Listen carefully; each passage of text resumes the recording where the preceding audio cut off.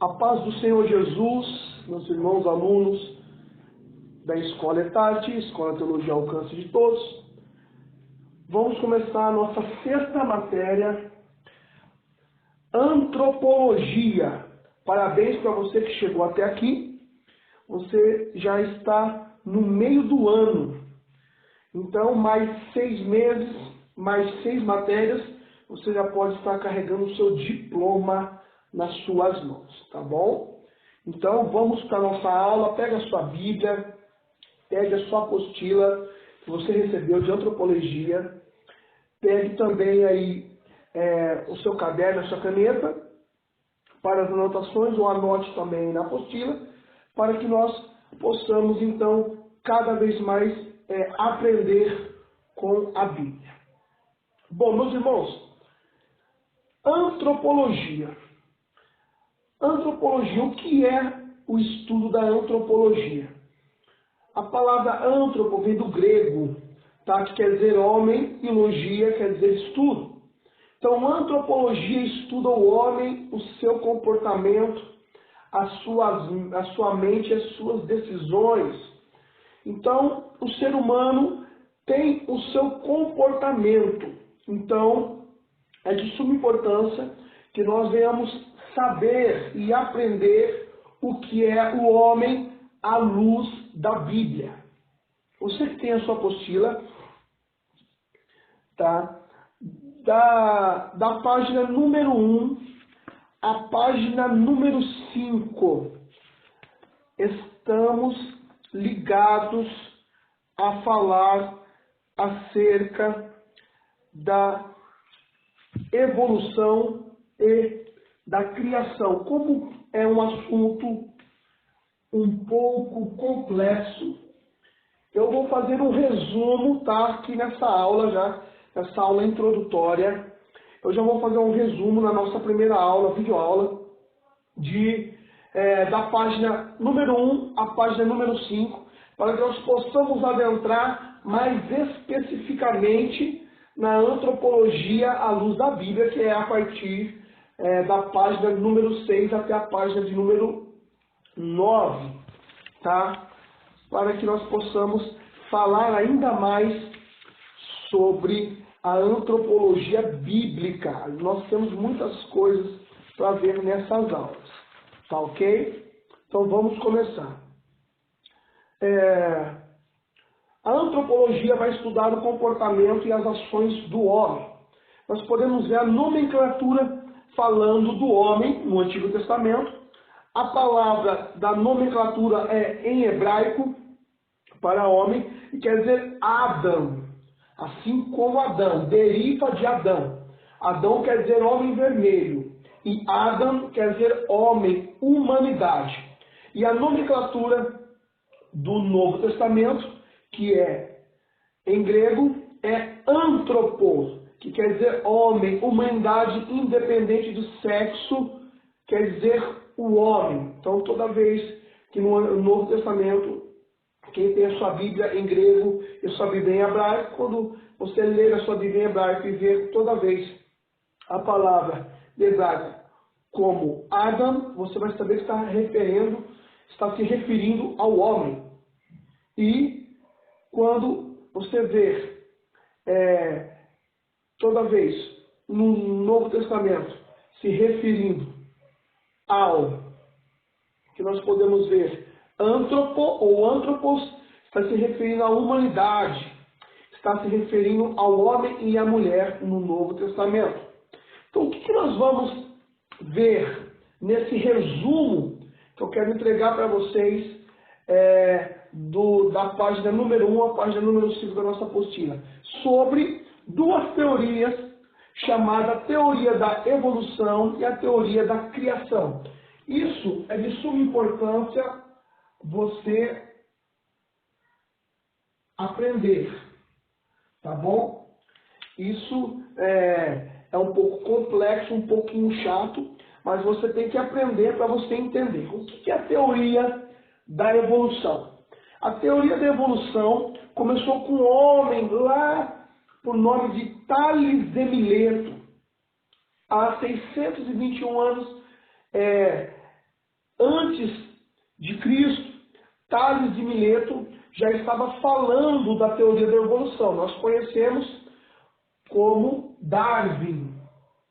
Evolução, nós conhecemos como Darwin é um dos criacionistas dessa teoria. Mas nós já vemos Tales de Mileto antes de falar, mas falaremos de Darwin porque ele é o mais famoso.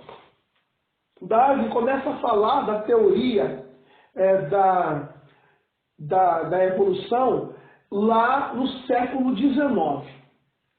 Então, a teoria da evolução nada mais é do que a ciência propriamente dita, dizendo que tudo evoluiu, tudo se fez uma evolução. Se você prestar atenção na sua apostila, você vai ver um quadro, você vai ver que a evolução ela é distinta do criacionismo. Então, o evolucionismo é distinto do criacionismo. A evolução é distinta da criação. Todo aquele que crê na evolução não crê na criação. Por quê? Porque a criação precisa de um ser supremo para que venha criar todas as coisas. Então, a criação precisa de um criador. Agora, a teoria da evolução não precisa.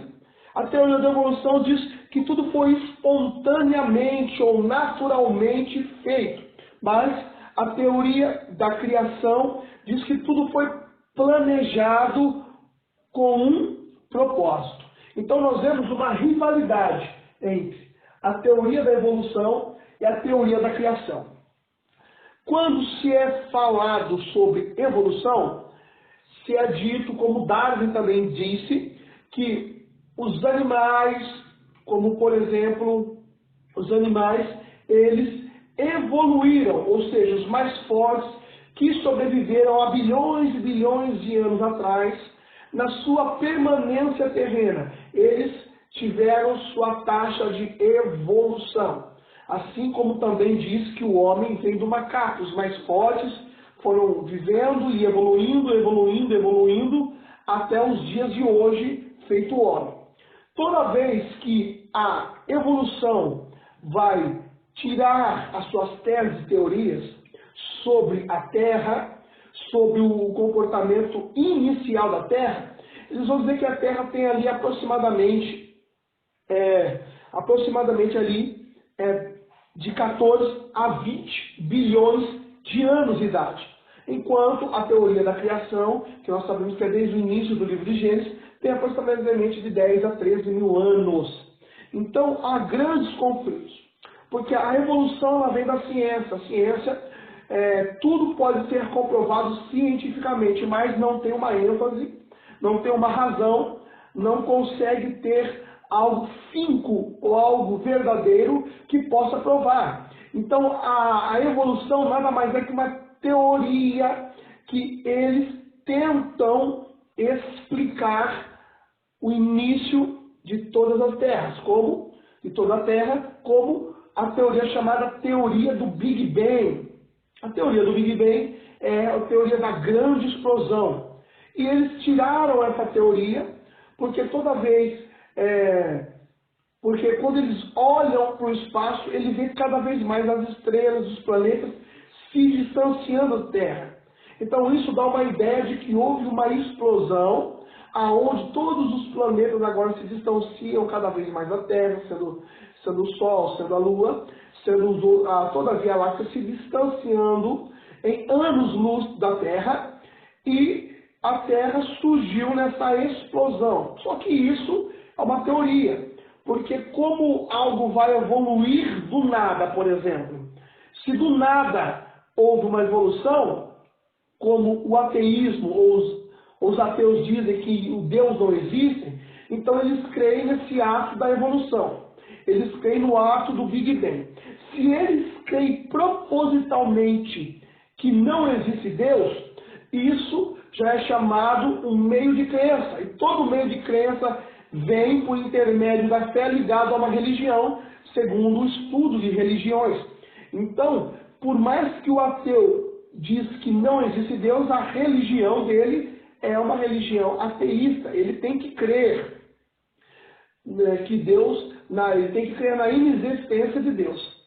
Então, a teoria da evolução, do evolucionismo, ela vem dessas pequenas teorias e pequenos estudos, que eles pegam um estudo aqui, um estudo ali, um estudo lá, um estudo colar, um estudo aqui, e tentam juntar para formar uma teoria. E mesmo tentando formar toda essa teoria, eles não chegam num ponto-chave. Agora, o criacionismo não. O criacionismo depende da criação de alguém. Depende de Deus. O criacionismo vem falar de Deus. Nós vemos até grandes nomes falando do criacionismo. Quando se fala na evolução, nós vemos que esses homens, como Darwin, que eu já citei, Charles Darwin, ele estava falando dessas teorias. Mas agora, a história do pensamento da evolução, nós vemos isso biblicamente. Jó falou da evolução, da criação. Jó disse que há um Criador. Moisés disse que há um Criador. Salomão disse que há um Criador. Platão, Aristóteles, que foram grandes pensadores e grandes filósofos, falaram que há um Criador. Jonathan Kepler, Isaac Newton, que foi um grande físico, teve que descontrariar a ciência e teve que dizer que houve um Criador. Leonard Euler, James Clerk Maxwell e Werner von Braun foram grandes cientistas físicos que tiveram que falar que o mundo foi criado, tiveram que crer no criacionismo. Mesmo não querendo, eles tiveram que crer aí na criação vinda de Deus. Então, um resumo para vocês entenderem sobre evolução e criação é que a evolução é uma teoria científica, tá? E a criação nada mais é que não só teorias, mas evidências bíblicas vividas com experiências do homem. Então, nada mais é que a criação é uma grande experiência do homem. Então, até aqui é o resumo que nós fizemos da página de número 5, a página de número 1, até a página de número 5, até a página de número 6, tá? E ali, na página de número 6, você já vai encontrar o início aqui da nossa aula, biblicamente, antropologia, a visão da Bíblia, o homem, a visão à luz da Bíblia. Vamos lá. Você vai ver na sua página de número 6, uma visão bíblica da criação do homem. Está lá em Gênesis capítulo 1, versículo 7, que Deus formou o homem, Deus soprou a vida, deu fôlego de vida ao homem. Você vai ver a criação do homem. Gênesis capítulo de número 1, versículo 26. A Bíblia diz que Deus criou o homem à sua imagem, certo? Para que ele venha ser superior aos animais irracionais.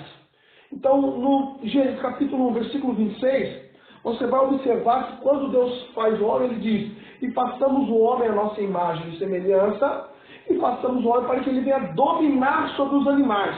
Está aí um ponto que quebra toda a evolução e se torna tudo criação. Por quê?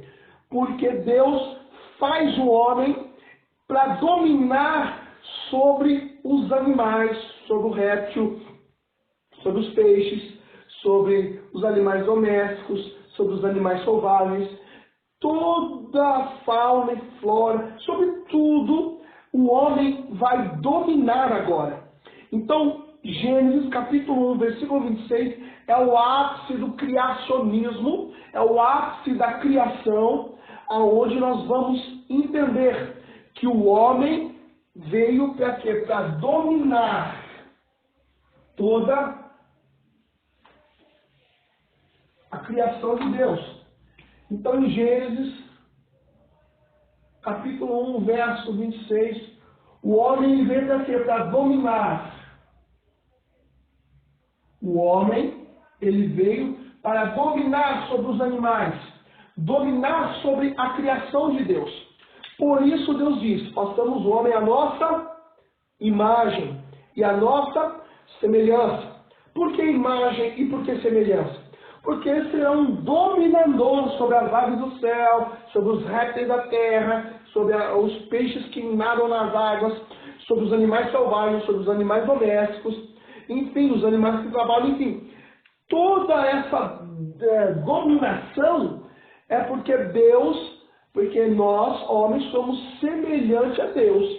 Deus é o soberano de todo mundo, é o soberano de toda a raça humana.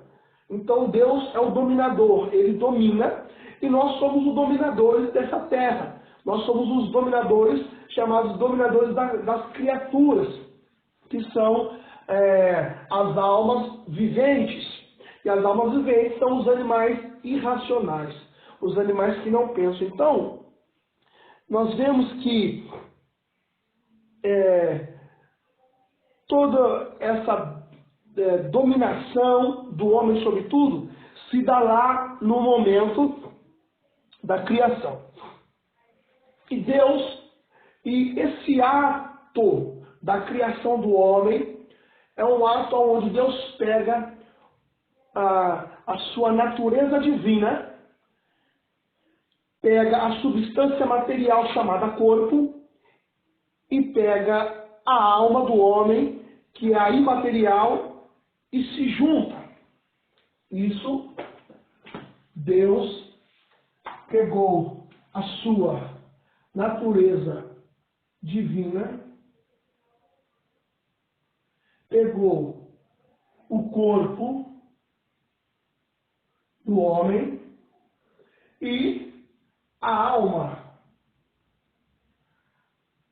e juntou esses três itens, que agora é chamado de tricotomia, o homem dividido em três partes. Inspiração divina, ou natureza divina, é o espírito. O corpo, matéria. E a alma é imatéria. Então o homem é composto de corpo, alma e espírito, envolvido e chamado em tricotomia. Por isso que nós somos imagem e semelhança de Deus. No que nós somos imagem e semelhança? Nós somos a imagem e semelhança de Deus na tricotomia, como Deus Pai, Deus Filho e Deus Espírito Santo. Sendo Pai, Filho e Espírito Santo três em um, nós somos três em um. Nós somos Espírito, somos corpo, somos alma, em uma só massa corpórea. Então, nós temos alma e temos Espírito. Quando nós temos a ideia de corpo, alma e espírito, de tricotomia, nós podemos entender que quando o homem morre, o seu corpo ele volta para o pó da terra, como diz a palavra. O seu espírito, que é natureza divina, ele volta para Deus, pois é chamado espírito de vida. Por isso que em Gênesis capítulo 1, como nós aprendemos já na matéria passada, quando Deus faz o homem, ele assopra o seu espírito. Então isso é natureza divina. É o Espírito de Deus, que é o Espírito Santo, que deu vida e criou o Espírito dentro do homem. Então agora o homem passa a ter vida, Espírito de vida. E se ele passa a ter vida, esse Espírito não pertence a ele. Então retorna para Deus. E a sua alma com o seu comportamento, é que você decide para onde ela vai. Se é para o céu ou inferno. Então, o que nós aprendemos aqui? Na antropologia bíblica.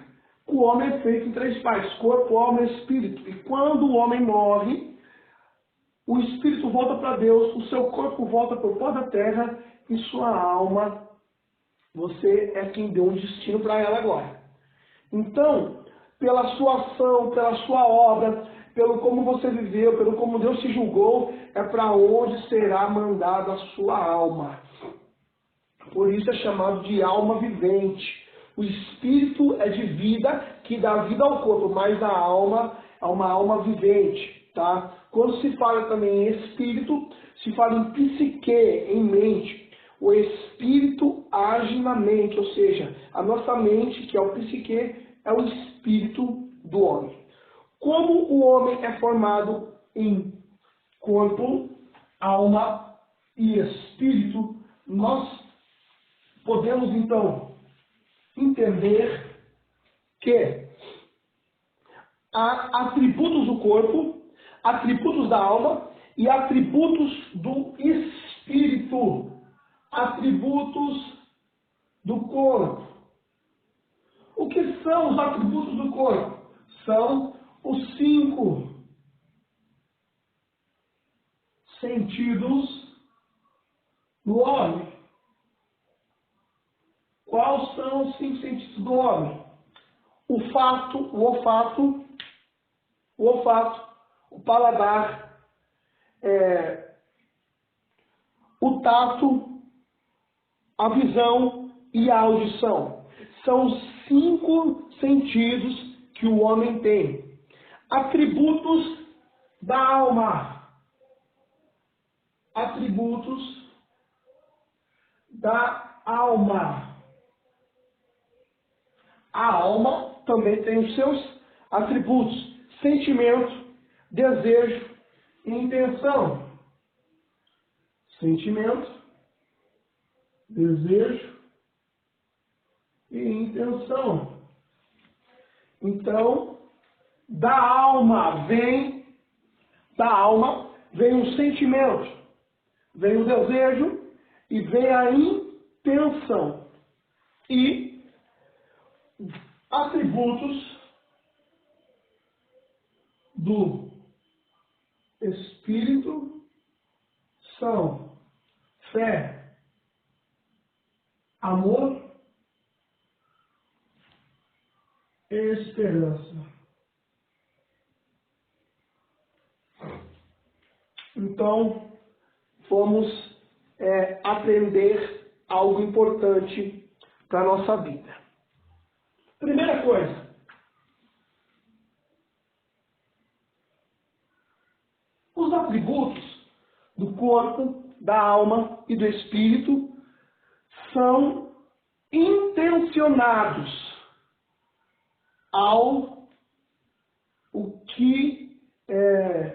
são intencionados à resolução ou resultado final da sua alma. Existem 3 tipos de homem. O homem chamado homem carnal, o homem chamado de homem natural e o homem chamado de homem espiritual.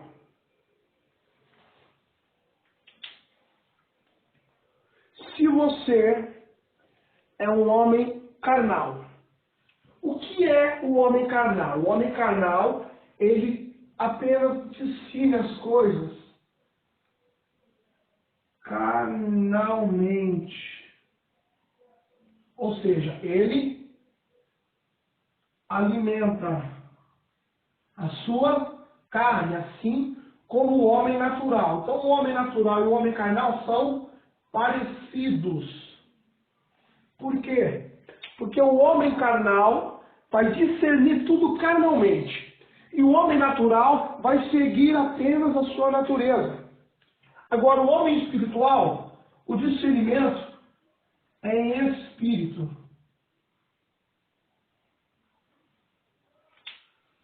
Então, qual é o resultado final?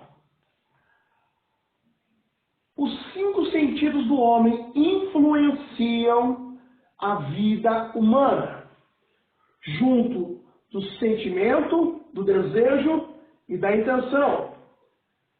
E o espírito é a fé, o amor e a esperança.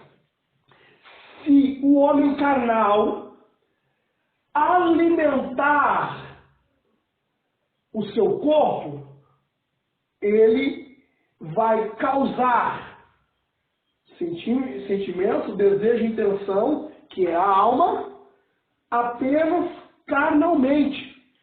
Então, o homem carnal, ele alimenta a sua alma carnalmente. O homem carnal vai alimentar a alma com seus 5 sentidos, com tudo aquilo que ele vê, que ele deseja, com tudo aquilo que ele toca, com tudo aquilo que ele come, com tudo aquilo que ele sente olfato, com tudo aquilo que ele toca. Nesses 5 sentidos, ele alimenta a alma. E isso quem faz é o homem carnal e o homem natural. Mas o homem espiritual, ele retira ou ele isola o desejo da carne. Quanto mais ele alimenta o espírito na fé, no amor e na esperança, principalmente na fé, agora o sentimento, o desejo e a intenção são voltados para o espírito. Então o homem espiritual, ele isola isso, todos os sentidos do homem, e começa a alimentar o espírito. Quando o homem espiritual está alimentando o espírito, ele começa a ter discernimento ainda mais. Assim como Paulo diz, que o homem espiritual discerne as coisas espiritualmente. Então a alimentação espiritual do homem espiritual, ela alimenta a sua alma começa a se voltar ao espírito. Então todo o sentimento, desejo e intenção da alma será agora sentimento, desejo e intenção espiritual, tá? E o homem carnal e o homem natural sempre alimentará a alma com os desejos, sentimentos e intenções carnalmente. Então todo que é desejo, intenção e sentimento voltados para a carne, o homem nunca vai conseguir discernir nada espiritualmente, não vai estar ligado espiritualmente, não vai estar apontando espiritualmente para as coisas espirituais. Então, o homem carnal, ele alimenta a sua alma com seus desejos, com sentimentos, desejo e intenção do seu corpo, da carne, mas o espiritual alimenta a sua alma com desejo, sentimento, desejo e intenção de espírito, com fé, com amor e com a esperança. Então até aí nós podemos ter uma ideia de que os atributos do corpo, da alma e do espírito são de total intenção, resultado final. Então se você alimenta o seu corpo, se você intenciona todo o seu sentimento, desejo e intenção para o corpo, você vai ser um homem carnal. Mas se você tem seu sentimento, desejo e intenção para o espírito, você vai ser um homem espiritual. Tá bom? Então, todo essa explicação que vocês estão tendo sobre o homem, sobre desejos, intenção, paixões, fé, amor, esperança, se são todas voltadas para o espírito, você vai ser espiritual. E se são todas voltadas para o seu corpo, será carnalmente ou carnal. Tá bom? Nós vamos ler também na nossa apostila. Aqui, na nossa apostila, no número 3 na nossa página de número 6. O significado do corpo no Antigo Testamento, que está lá em hebraico e em aramaico também. Qual é o significado do corpo no Antigo Testamento? O significado do corpo no Antigo Testamento, nós vamos ver que é o corpo chamado de corpo físico, também de pele, couro, carne, como algo frágil e errante, ventre e cordão umbilical ligando a carne ou o corpo de um parente ou para o outro como linhagem de sangue. Então tudo isso é referência à palavra corpo no Antigo Testamento. Então toda vez que falar sobre corpo no Antigo Testamento e você olhar texto e contexto, você vai saber que tem essas ligações. Ou ele está falando do corpo físico, ou está falando de pele, de couro como de animais, ou está falando da carne como a carne como algo frágil do seu corpo, ou espiritualmente falando também, e o corpo como num sentido aí de parente carnal, tá bom? E no hebraico, que é no Novo Testamento, que a palavra é em grego, nós vamos ver que o corpo, nós vamos ver toda vez que falar em corpo, pode estar falando de corpo morto, de cadáver, de corpo fechado, como esquife, como nós já vimos Jesus falando, e também falar de corpo vivo. Então essas são as referências aí sobre o corpo no Antigo e no Novo Testamento. Nós vemos também o significado de corpo físico, o significado do seu corpo como morada, como templo do Espírito Santo, que a Bíblia diz que vós sois o templo do Espírito Santo. Seu corpo é templo do Espírito Santo. Então, há algumas ligações que você precisa entender quando se fala em corpo no Antigo e no Novo Testamento. Agora, Espírito. O que é o Espírito no Antigo Testamento? Seu significado. O significado do Espírito no Antigo Testamento ele é indicado como entusiasmo ou vigor, ou indicado como em respiração ou fôlego, quando Deus soprou o seu Espírito, isso é o Espírito de vida, fôlego, vida, ou como vento, ou como sede da mente, como eu já falei sobre psique. E no Novo Testamento é pneuma, a palavra Espírito no Novo Testamento, em grego, é chamado de pneuma, que é capaz de ter o conhecimento de Deus e a comunhão com Ele de forma individual. O Espírito no Novo Testamento é o centro, é a fonte da vida humana, é de onde é relatado, é saído a vida do homem. Então toda a inspiração vem do Espírito Santo. O Espírito Santo, sendo o centro da fonte humana, ele é capaz de fazer o homem diferente de todas as demais coisas. O que diferencia o homem de um animal? É que o homem tem o Espírito de vida, o Espírito Santo. E o animal é apenas chamado de alma vivente. Ele apenas vive, é uma alma vivente. Mas o homem, ele é espírito de vida, seu corpo é templo do Espírito Santo, ele também é alma vivente. Então, o homem, a diferenciação entre o homem e o animal é o que a ciência chama de racionalismo, ou seja, a razão de raciocinar, né, que vem da sua mente ou psique, que é onde o Espírito Santo age. Por isso que a Bíblia diz que o homem é convencido do seu pecado pelo Espírito Santo. Então, quando se convence, é um ato feito na mente do homem. O espírito também representa a natureza suprema do homem, regindo a qualidade do seu caráter conforme as influências. Então, tudo que é influenciado pelo espírito é uma natureza humana. O espírito do homem tem a sua natureza humana, tá?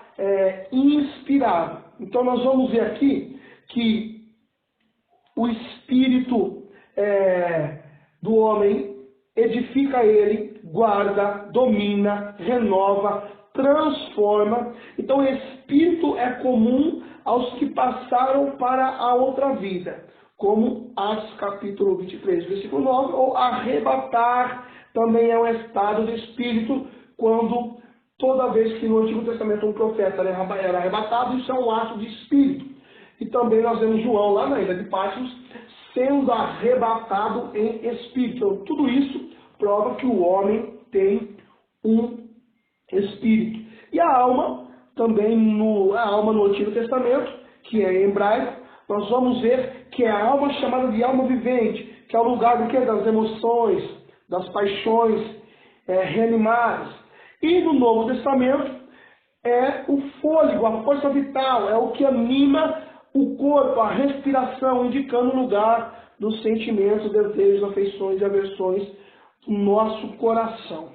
Então, nós podemos ver que toda ação de corpo, alma e espírito se encontra no nosso Antigo Testamento e também no Novo Testamento, tá bom, meus irmãos? E também se refere, tá, a alma, também se refere às almas espirituais abatidas, aos homens também que já se foram, como diz lá no livro do Apocalipse, capítulo 20, no verso 4, nós vamos ver que eu estava vendo, diz ali João, que estava vendo e vi as almas daqueles que não negaram Jesus, daqueles que não foram marcados com o número da besta. Então, João estava vendo quem? As almas viventes, tá? Desses homens que foram para um lugar melhor onde Deus estava julgando e recolhendo as almas para viver com Ele na glória. Tá bom, meus irmãos? Essa é a nossa aula, tá bom? De antropologia. Espero que vocês tenham gostado. Tá? Tivemos bastante informações aqui nessa aula, mas é uma aula que precisou ter aí muitas informações para que nós possamos dar andamento agora a toda a antropologia bíblica. Tá bom, meus irmãos? Espero que vocês tenham gostado. Tá? Que Deus abençoe todos vocês. Fiquem na paz. Até mais. Tchau, tchau.